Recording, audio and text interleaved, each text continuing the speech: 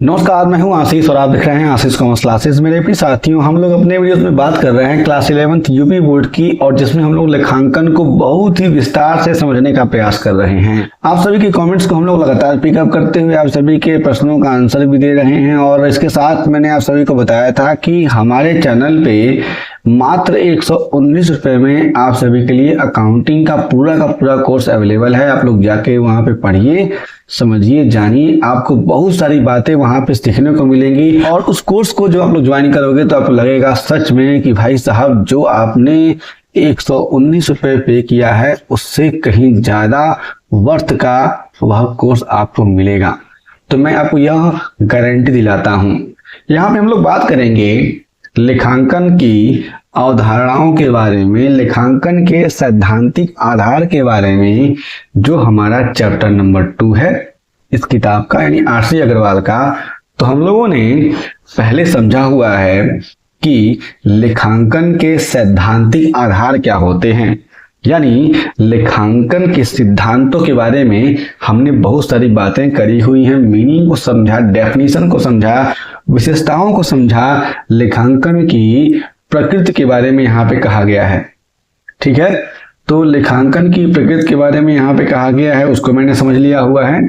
फिर हम लोगों ने बातें करी थी पिछली वीडियोस में लेखांकन के सिद्धांतों के महत्व के बारे में। उसके बाद से उस वीडियो को मैंने क्लोज किया था और मैंने कहा था कि आप सभी को मैं आने वाली वीडियोस में लेखांकन के हर एक सिद्धांत को बहुत ही डिटेल में समझाने वाला हूं, बताने वाला हूं। तो मैं अब इस कहानी को आगे लेके चलता हूं और बताता हूं आप सभी को लेखांकन के सिद्धांतों के बारे में बहुत ही डिटेल में। सामान्यतः मान्य लेखांकन सिद्धांत बहुत इंपॉर्टेंट है। यह मैं यहाँ पे इंपॉर्टेंट लिख देता हूं भैया। जनरली एक्सेप्टेड अकाउंटिंग प्रिंसिपल्स, यानी गैप। आप लोग जहां पे भी जाओगे आपको कहा जाएगा कि व्हाट इज गैप, गैप के बारे में बताओ, तो आपको बताना पड़ेगा। इसके नाम से भी आप लोग कह सकते हो कि जनरली एक्सेप्टेड अकाउंटिंग प्रिंसिपल्स, यानी ये सारे के सारे नियम और कानून जो जनरली यानी सामान्यतः अकाउंटिंग के सिद्धांत के रूप में स्वीकार किए जाते हैं, वही कहे जाते हैं जनरली एक्सेप्टेड अकाउंटिंग प्रिंसिपल्स, यानी सामान्यतः मान्य लेखांकन सिद्धांत। इसको गैप कहते हैं। इसमें कौन कौन सी बातें दी गई हैं उसको समझते हैं और आगे बढ़ते हैं। क्लियर है? इसलिए मैं आप सभी को बुक के साथ पढ़ाता हूं कि आपके सारे के सारे डाउट खत्म हो जाएं। कहा गया कि लेखा विधि में एक रूपता स्थापित करने के लिए लेखापालों द्वारा अपनाए गए नियम एवं प्रथाएं जिन्हें लेखांकन में हित रखने वाले सभी पक्षकारों द्वारा सामान्य स्वीकृति प्राप्त हो, सामान्यतः मान्य लेखांकन सिद्धांत कहलाते हैं।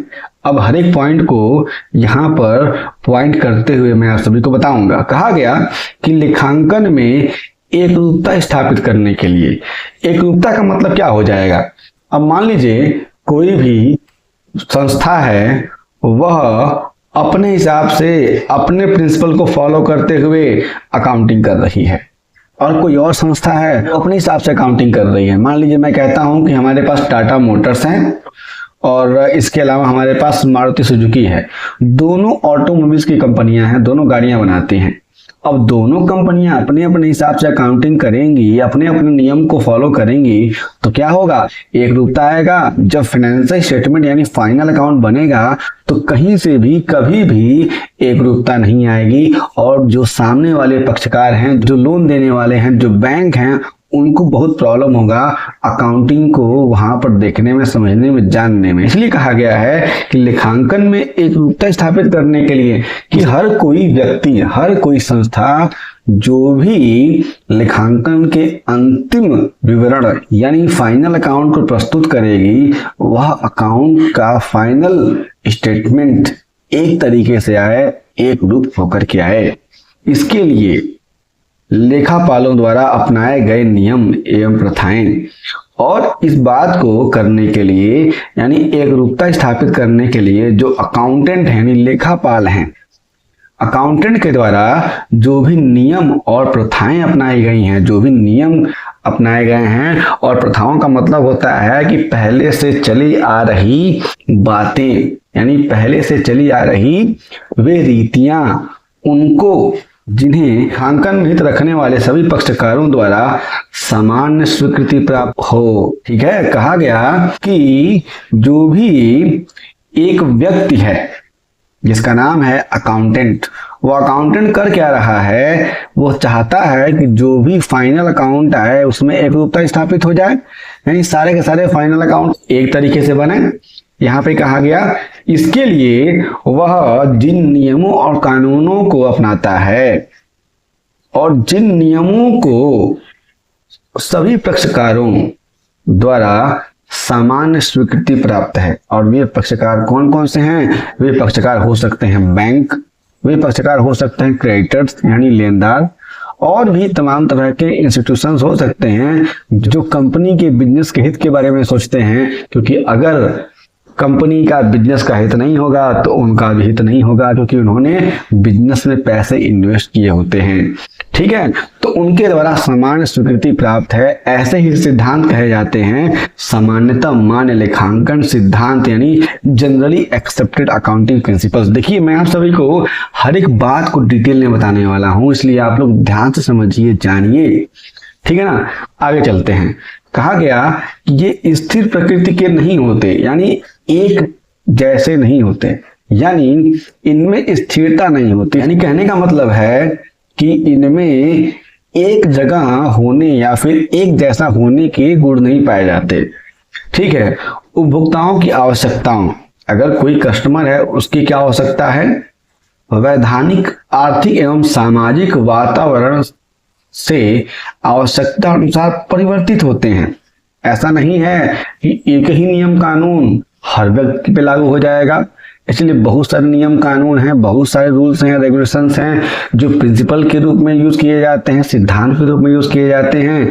अगर बात करें हम लोग उपभोक्ताओं की आवश्यकताओं की तो उसके लिए अलग होते हैं, वैधानिकता की बात करें तो उसके लिए अलग होता है, आर्थिक और सामाजिक वातावरण के अनुसार सारी की सारी चीजें, सारे के सारे नियम और कानून चेंज होते भी रहते हैं। ठीक है, आगे कहा गया कि सामान्यतः मान्य लेखांकन के सिद्धांतों में लेखांकन की अवधारणाएं आती हैं। क्या आती हैं? अवधारणाएं आती हैं, फिर संकल्पनाएं आती हैं, हमने जो कल्पना करी हुई है, फिर मान्यताएं आती हैं जो बहुत सारे लोग मानते चले आ रहे हैं, परंपराएं आती हैं, रीतियां आती हैं और प्रथाएं आती हैं। इन सभी चीजों को हम लोग सम्मिलित करते हैं लेखांकन के सिद्धांतों में। इस बात को आप लोग याद रखिएगा। मैं जिन बातों को यहाँ पर हाईलाइट कर रहा हूँ वे सारे के सारे पॉइंट्स, सारी की सारी बातें बहुत ही इंपॉर्टेंट हैं, इसलिए मैं आप सभी को बता रहा हूँ यहाँ पे। ठीक है, कहा गया इसे कंपनी अपनी वित्तीय विवरणों में उपयोग करती है, यह वाली लाइन। कहा गया आगे कि सुविधा अनुसार इसे 4 भागों में विभक्त कर इस प्रकार स्पष्ट किया जाता है। हमें सुविधा हो जाए लेखांकन के सिद्धांतों को समझने के लिए, इसी के लिए इसको विभाजित किया गया है 4 भागों में, अन्यथा इसको विभाजित करने की आवश्यकता नहीं है। ठीक है, अब मैं बताता हूं कि अगर आप लोग बड़े हो जाओगे और आप लोग लेखांकन के सिद्धांत को और लेखांकन की उन तमाम तरह की पॉलिसीज को समझ लोगे तो आपको सारी की सारी बातें एक जगह समझने को मिलेंगी, क्योंकि आप लोग उस समय सब बातों को डिटेल में समझते होगे। आगे कहा गया, पहला है लेखांकन की आधारभूत अवधारणा या संकल्पना, यानी जो बेसिक हैं जिसमें हम लोग चेंज कर ही नहीं सकते हैं, वही आधार है, वही फाउंडेशन है, वही नींव है लेखांकन को करने के लिए। ठीक है, इसमें हम लोग देखेंगे तो हमें अकाउंटिंग स्टैंडर्ड 1 को फॉलो करना होता है। आगे आएगा बात तो देखेंगे, अदरवाइज मैंने आप सभी को यहाँ बता दिया हुआ है। ठीक है, इसको हम लोग कहते हैं अकाउंटिंग स्टैंडर्ड्स को लेखांकन प्रमाप। क्लियर है। आगे कहा गया लेखांकन के आधारभूत सिद्धांत। अब लेखांकन के आधारभूत सिद्धांत कौन से हैं, नियम कौन से हैं जो परीक्षण के आधार पर ही लाए गए हैं।